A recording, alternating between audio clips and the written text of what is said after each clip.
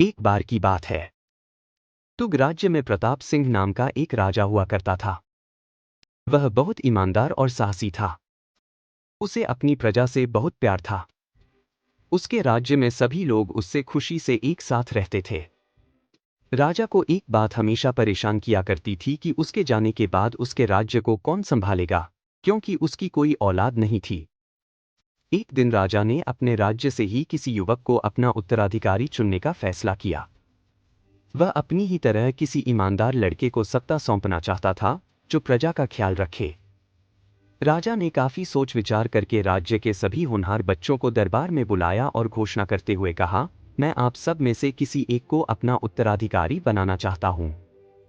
इसके लिए आप सबको एक परीक्षा दी जाएगी, जो इसमें पास होगा वही मेरा उत्तराधिकारी बनेगा। इसके बाद राजा ने वहां मौजूद सभी बच्चों को एक एक बीज दिया और बोला कि घर जाकर इस बीज को गमले में लगाना है। 4 महीने बाद सभी अपने पौधे के साथ यहां पर फिर से एकत्रित होंगे। उस समय मैं आप में से किसी एक को अपना उत्तराधिकारी बनाऊंगा।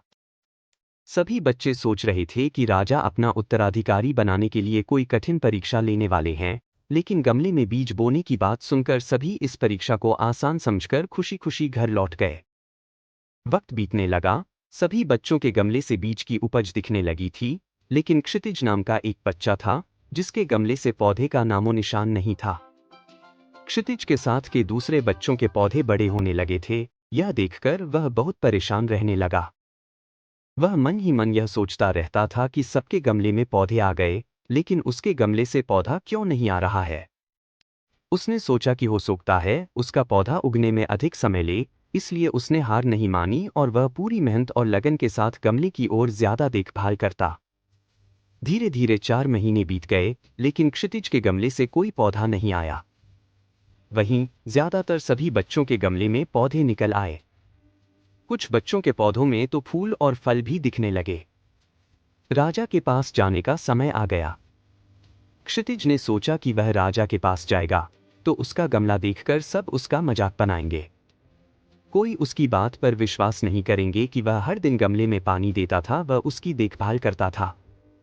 क्षितिज की मां ने उसे समझाया और कहा कि नतीजा कुछ भी आया हो, लेकिन तुम्हें राजमहल उनका बीज लौटाने जाना चाहिए। जो होगा देखा जाएगा। मां के समझाने पर क्षितिज मान गया और खाली गमला लेकर राजमहल पहुंचा। वहां उसने देखा कि सभी के गमले में सुंदर सुंदर पौधे दिखाई दे रहे थे और सभी बहुत खुश थे। उसका गमला देखकर सभी हंसने लगे और अपनी मेहनत का बखान करने लगे। वह चुपचाप आंखें नीचे किए शर्म से बैठ गया। इतने में राजा आए और सभी के गमलों को ध्यान से देखने लगे। जब वह क्षितिज के गमले के पास पहुंचे तो उन्होंने पूछा, यह किसका गमला है? क्षितिज जी, मेरा। राजा, तुम्हारा गमला खाली क्यों है?